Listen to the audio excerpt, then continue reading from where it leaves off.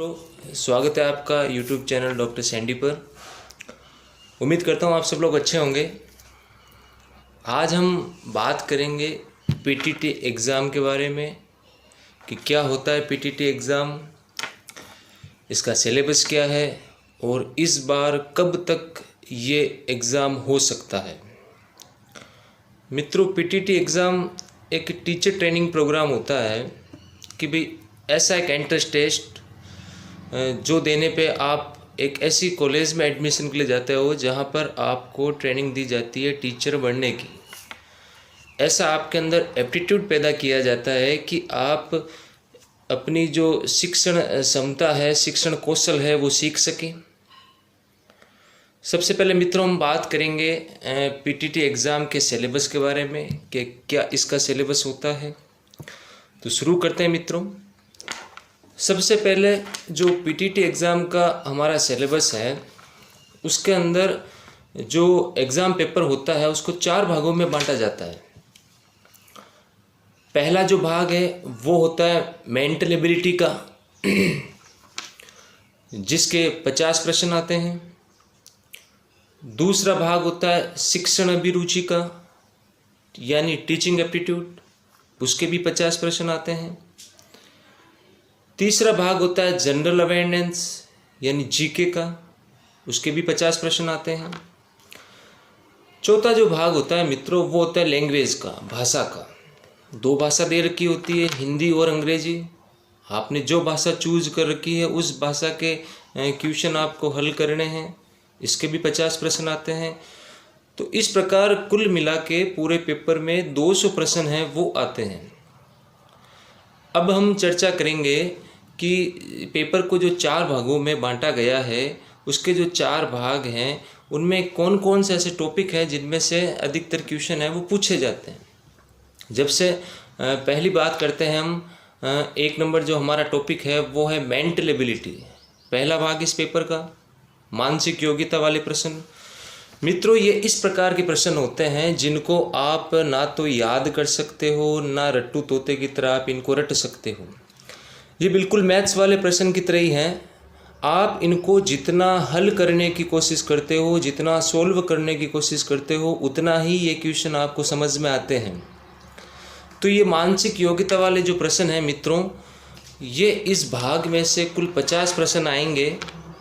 प्रत्येक प्रश्न है वो 3 नंबर का होगा और कुल नंबर होंगे 150, 150 नंबर। तो जो एग्ज़ाम का जो पहला भाग है, जो पीटीटी एग्ज़ाम का पेपर है, उसका जो फर्स्ट भाग है मेंटल एबिलिटी, उसके 50 क्वेश्चन आएंगे। हर प्रश्न 3 नंबर का है और कुल नंबर होते हैं 150। तो मेंटल एबिलिटी है वो 150 नंबर की आने वाली मित्रों। दूसरा जो भाग है वो है शिक्षण अभिरुचि, टीचिंग एप्टीट्यूड का। ये भाग कुछ अलग ही प्रकार का है मित्रों। इसके अंदर भी आप कोई क्वेश्चन को याद नहीं कर सकते। इस भाग में टीचिंग एप्टीट्यूड यानी शिक्षण अभिरुचि में ऐसे क्वेश्चन आते हैं जहां आपको उत्तर एक आदर्श अध्यापक बनकर देना पड़ता है। आप ऐसे सवालों को रटकर नहीं जा सकते। ऐसी परिस्थितियों के प्रश्न पूछे जाते हैं कि आप वहां पर होते, आप उस कक्षा में अध्यापक होते तो आप क्या करते। जैसे एक क्वेश्चन मैं आपको बताता हूँ कि आप एक विद्यालय में अध्यापक हैं, आप एक कक्षा में पढ़ा रहे हैं और आपकी कक्षा में एक बच्चा है वो शरारत कर रहा है, तो आप उस स्थिति में क्या करोगे। ऑप्शन है उस बच्चे को दंड दोगे, ऑप्शन बी उस बच्चे को कक्षा से बाहर निकाल दोगे, ऑप्शन सी उस बच्चे को प्रिंसिपल के पास भेज दोगे, या ऑप्शन डी उस बच्चे को समझा बुझा के बैठा दोगे कि बेटा अगली बारी गलती नहीं करना।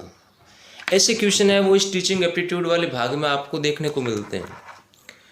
दूसरी बात, इस भाग में जो मार्क्स नंबर आने का जो सिस्टम है वो बिल्कुल अलग है। आपको ये पता ही होगा कि जो पीटीटी का एग्ज़ाम होता है वो ऑब्जेक्टिव टाइप का होता है। ABCD ऑप्शन वाले क्वेश्चन आते हैं। लेकिन ये जो दूसरा भाग है शिक्षण अभिरुचि टीचिंग एप्टीट्यूड का, इसके अंदर जो नंबर मिलते हैं वो इस प्रकार से मिलते हैं। जैसा मैंने अभी आपको इस प्रश्न के बारे में बताया था कि आप एक विद्यालय में अध्यापक हो और आप एक कक्षा में पढ़ा रहे हो और आपकी कक्षा में एक बच्चा शरारत कर रहा है, तो आप क्या करोगे? ऑप्शन है उसको कक्षा उसे दंड दोगे, ऑप्शन बी है उसे कक्षा से बाहर निकाल दोगे, या ऑप्शन सी है उसे प्रिंसिपल के पास भेज दोगे, या ऑप्शन डी है कि आप उसे समझा बुझा के बिठा दोगे कि बेटा अगली बार ये गलती नहीं करना। तो अगर आप इस शिक्षण अभिरुचि वाले भाग में इस प्रश्न का उत्तर सबसे पहले अगर आप ऑप्शन डी देते हो कि आप उसे समझा बुझा कर बिठा दोगे कि बेटा अगली बार ये गलती नहीं करना, तो आपको 3 में से 3 नंबर मिलेंगे। अगर आप ऑप्शन सी उत्तर देते हो कि आप उसे प्रिंसिपल के पास भेज दोगे, तो आपको 3 में से 2 नंबर मिलेंगे। अगर आप उत्तर ऑप्शन बी देते हो कि आप उसे कक्षा से बाहर निकाल दोगे, तो आपको 3 में से 1 नंबर मिलेगा। और अगर आप ऑप्शन ए उत्तर देते हो कि आप उसे दंड दोगे, तो आपको 3 में से 0 नंबर मिलेगा। ये जो व्यवस्था है ये केवल शिक्षण अभिरुचि वाले भाग में ही है कि इसमें जो 3 उत्तर होते हैं, जो 4 ऑप्शन है उसमें से 3 उत्तर हैं वो तीनों ही सही हैं, लेकिन जो सबसे अच्छा उत्तर होता है उसको 3 में से 3 मिलते हैं, उसके नीचे वाले को 3 में से 2, उसके नीचे वाले को 3 में से 1, और जो चौथा उत्तर जो नहीं होता है उसको 3 में से 0 नंबर मिलता है।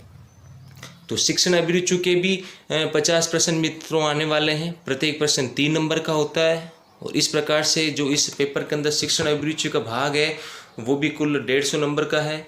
सबसे इजी पार्ट है मित्रों ये शिक्षण अभिरुचि का। आपको कोई रट के जाने की आवश्यकता नहीं है, आपको केवल क्वेश्चन समझ के अपने आप पे लागू करके कि आप उस परिस्थिति में अध्यापक होते तो आप क्या करते, इस आधार पे ही उन प्रश्नों के उत्तर देने होते हैं। मेरे हिसाब से या माना भी जाता है कि सबसे इजी पार्ट जो इस PTT एग्ज़ाम का है वो टीचिंग एप्टीट्यूड शिक्षण अभिरुचि को ही माना जाता है। तीसरे भाग की बात करते हैं मित्रों जनरल अवेयरनेस की, यानी जीके के पोर्शन की। इसके अंदर भी 50 प्रश्न आते हैं, प्रत्येक प्रश्न 3 नंबर का है, कुल प्रश्न इसके अंदर भी 150 है। अब जनरल अवेयरनेस यानी जीके में अधिकतर कौन से टॉपिक में से या किन टॉपिक में से ही क्वेश्चन आते हैं? तो जनरल अवेयरनेस को PTT के एग्ज़ाम में लगभग 4 भागों में बांटा गया है। नंबर 1 पर रखा गया भारत के जीके को। भारत के जीके के भी मित्रों क्वेश्चन आते हैं, कला संस्कृति है भारत की, भारत का इतिहास है, भारत का भूगोल है, भारत का राजनीति विज्ञान का जो ज्ञान है, प्रधानमंत्री, संसद, राष्ट्रपति के बारे में जो क्वेश्चन आते हैं वो। दूसरा राजस्थान के जीके से भी प्रश्न संबंधित आते हैं, राजस्थान की कला संस्कृति है, राजस्थान का भूगोल है, राजस्थान का इतिहास है। तीसरा सामान्य विज्ञान, जनरल साइंस के भी प्रश्न आपको PTT के एग्जाम में देखने को मिलते हैं, विशेषकर जनरल अवेयरनेस वाले भाग के अंदर। सामान्य विज्ञान ऐसा विज्ञान जो हमारे दैनिक जीवन में रोजाना काम आता है, विशेषकर केमिस्ट्री और फिजिक्स के क्वेश्चन देखने को मिलते हैं।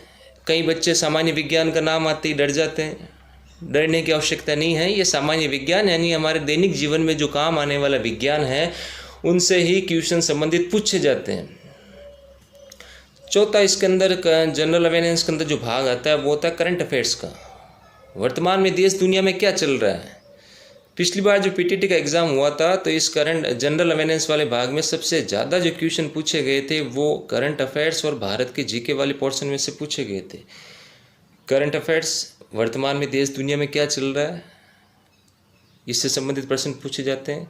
इसमें भी कुल प्रश्न 50 आते हैं, प्रत्येक प्रश्न 3 नंबर का है। टोटल ये जनरल अवेयरनेस का जो भाग है वो भी मित्रों 150 नंबर का है। लास्ट चौथे भाग की बात करते हैं, लैंग्वेज वाले भाषा की भाग। 2 लैंग्वेज होती है, हिंदी और अंग्रेजी। आपने जो लैंग्वेज चूज़ कर रखी है होती है उसी भाषा के आपको क्वेश्चन हल करने हैं मित्रों। मैं यहाँ हिंदी भाषा की बात कर रहा हूँ। हिंदी के भी 50 क्वेश्चन आते हैं, प्रत्येक प्रश्न 3 नंबर का है। टोटल हिंदी का पोर्शन भी 150 नंबर का है मित्रों। अब हिंदी में विशेषकर आते हैं व्याकरण से संबंधित चीज़ें, मुहावरे हैं, लोकोक्तियाँ हैं, विलोम शब्द है, पर्यायवाची शब्द है, संधि विच्छेद है। इस प्रकार से हिंदी भाषा में जो भी व्याकरण से संबंधित चीज़ें होती है वो इसके अंदर क्वेश्चन पूछे जाते हैं। दूसरा एक गद्यांश दिया हुआ होता है, उसमें से कुछ क्वेश्चन बना के पूछे जाते हैं, आपको गद्यांश पढ़ के उत्तर बताना पड़ता है। तो हिंदी का पोर्शन है वो भी मित्रों 50 क्वेश्चन आते हैं हिंदी के। टोटल पोर्शन 150 नंबर का होता है। तो इस प्रकार से जो अपने PTT का एग्ज़ाम है उसका सिलेबस है उसको 4 भागों में बांटा गया है। पहला भाग मेंटल एबिलिटी, दूसरा शिक्षण अभिरुचि यानी टीचिंग एप्टीट्यूड, तीसरा जनरल अवेयरनेस यानी जीके से संबंधित, और चौथा भाषा जिसके अंदर 2 भाषाएं आती हैं, हिंदी और अंग्रेजी। अब मित्रों हम बात करते हैं पीटीटी एग्ज़ाम के बारे में। तो इसके अंदर जो समय आपको मिलता है एग्ज़ाम के लिए वो मिलते हैं 3 घंटे। कुल प्रश्न 200 प्रश्न आते हैं मित्रों। कुल अंक 600 नंबर का पेपर होता है। हर प्रश्न है वो 3 नंबर का होता है। और अभी हमने देखा भी था कि कौन से भाग में से कितने क्वेश्चन पूछे जाते हैं। और सबसे बड़ी बात मित्रों, इस एग्ज़ाम में कोई नेगेटिव मार्किंग, नकारात्मक अंकन नहीं होता। आपने किसी क्वेश्चन का उत्तर गलत दे दिया है तो उसके लिए कोई नेगेटिव मार्किंग या नकारात्मक अंकन नहीं होगा। और एक बात और मित्रों कि इस एग्ज़ाम में जो क्वेश्चन आते हैं वो ऑप्शनल वाइज आते हैं, ऑब्जेक्टिव टाइप। वहाँ आपको उत्तर लिखना नहीं है। ABCD 4 गोले दिए हुए होते हैं, जो सही उत्तर होता है वो गोला आपको भरना होता है। इतना आप सबको पता ही है। अब हम सबसे महत्वपूर्ण बात करते हैं मित्रों कि इस बार का जो पीटीटी का एग्ज़ाम है वो कब तक होने की संभावना है। इस बार 16 मई को होने वाला था, लेकिन कोविड-19 के कारण सरकार ने उसको स्थगित किया है। तो कब तक हो सकता है इस बार का पीटीटी का एग्ज़ाम? लगभग पीटीटी का जो इस बार का एग्ज़ाम है वो 15 जुलाई के बाद ही होने वाला है। 15 जुलाई से पहले है पीटीटी का एग्ज़ाम नहीं होगा। अब कई बच्चे ऐसे हैं जो इस बार 12th में हैं और उन्होंने पीटीटी का फॉर्म भर रखा है। और कई बच्चे मुझसे पूछते भी हैं कि अभी हम क्या करें, अपने 12th बोर्ड एग्ज़ाम की तैयारी करें या अपने पीटीटी की तैयारी करें। तो उनको बताना चाहूँगा अभी आप पीटीटी की तैयारी बिल्कुल नहीं करें। आप अपने बोर्ड एग्ज़ाम 12th क्लास की तैयारी करें, क्योंकि सरकार है वो पहले 12th के एग्ज़ाम करवाएगी, फिर ही सरकार उसके बाद में पीटीटी के एग्ज़ाम करवाएगी। तो आप अभी पीटीटी के एग्ज़ाम की तैयारी नहीं करें। आप पहले अपने 12th के जो एग्ज़ाम हैं उसकी तैयारी करें, क्योंकि सरकार है वो पहले 12th के एग्ज़ाम करवाएगी, उसके बाद में सरकार है वो पीटीटी के एग्ज़ाम करवाएगी। 15 जुलाई से पहले होने की कोई संभावना नहीं है पीटीटी एग्ज़ाम की। जो एग्ज़ाम होंगे वो 15 जुलाई के बाद, विशेषकर अगस्त महीने में होने की पूरी संभावना है मित्रों। उम्मीद करता हूँ आपको इस वीडियो में जो जानकारी मिली वो अच्छी लगी होगी। अगर मित्रों आपको वीडियो अच्छा लगे तो आप इस वीडियो को लाइक और शेयर ज़रूर करें। इसके अतिरिक्त मेरे चैनल जो डॉक्टर सैंडी है उसको सब्सक्राइब ज़रूर करें। बहुत जल्द मिलते हैं एक नए वीडियो के साथ।